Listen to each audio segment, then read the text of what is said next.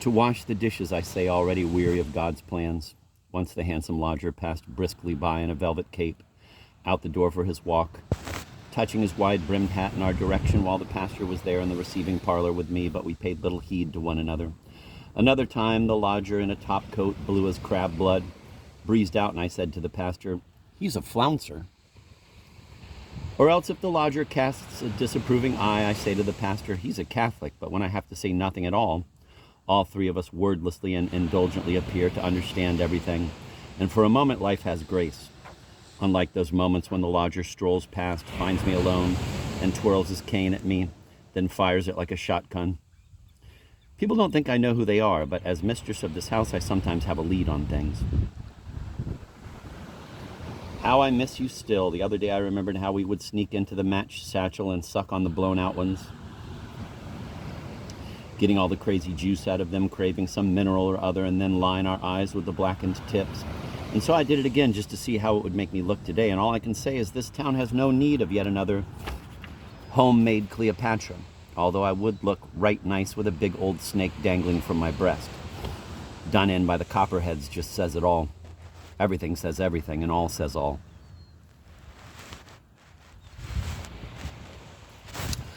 I have reached a tiredness with the housekeeping, and so the whole place has lost its spank. Most weekends and holidays I cold harbor it, and the lodgers find their meals elsewhere, usually down the road at Wilmer's. And though Ophelia still comes by to help with the laundry and place the wash water out in a basin for the thirsty, fatally curious squirrels, and bring in new water from the well and heat it up on the hob, it is never enough.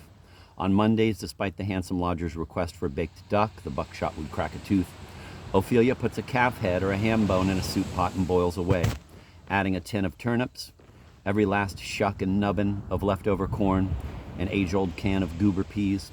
To supplement, there is a yam cake, a cottage cheese pie, a cabbage from Mr. Stanley Wu's cart. Once a month, she makes a quite gruesome hog maw, which we eat for days. For breakfast, I take a banana and in the center of everybody's oatmeal place a single slice so they can look at its man-in-the-moon face. The floors grow smudgy and the cornbread dry, good for a panade.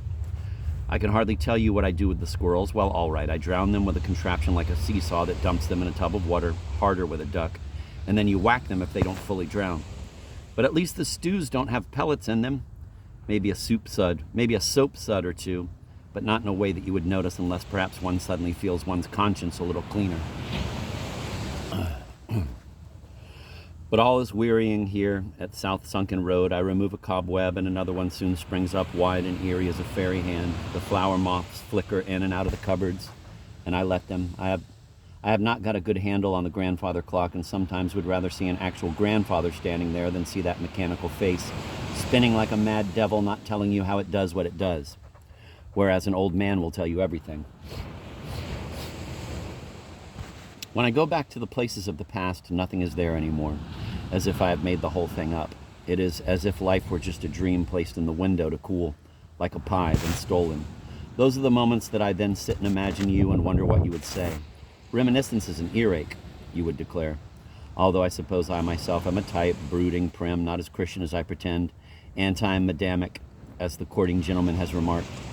Many of my lodgers, the card players and magicians, the bushwhackers, Jews and Shawnees, are filled up with a new culture, electricity, railroads, hot air balloons, and the western desert still contriving one silver rush after gold, then silver again, perhaps for more pictures of soldiers and wars, causing everyone to bust out on a boyish freak for a place with dust or butt or scratch in its name, hooting and humming and carrying the large load of their former and perishing hearts, everybody going farther than they should.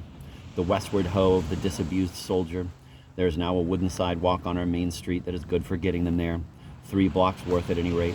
The whiff of boondoggle is in the air. Yesterday I saw a large credulous sow trotting down the wheel-rutted road as if it had heard tell of something and eaten her litter so as to be free to investigate, though probably she would end up gorging on some forgotten boy's body in some field after the rain somewhere.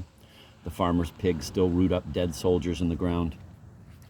You don't even have to be near a battlefield for that. Some of these boys were deserters and stragglers, and all were hungry and shot, and now, years later, rummaged for as livestock feed. As for the westward hoe, many of those towns are likely not to take. A hub can turn into the end of the line, even for a credulous hog evading Ophelia's maw. But there is no disenthralling a determined creature, let alone these grizzled mystery men with their secrets and gold necklaces and their money to pay a dentist to pull out all their teeth once they hear of some Mecca somewhere, Dimmitt River, Turkey Miller's Plum, and such like. It all threatens to become a limbo when rumors and auguries of other heavens blow in. Some of these gentlemen have become stationary spectators, having stopped their restless movement some time ago. Their hearts no longer consulted, although no one's heart gets consulted on much, bedeviled, dragged behind, twitching. Well, darling girl, sorrow and bitterness must be pushed past, and when one stops to look about, their life is an inland sea in a landlocked place. The world again ready to barkle you with its fossils and warts and other unwanted larksome gifts. I am personally unreconciled to just about everything. But all will be well if the creek don't rise. Yours every time, Eliz.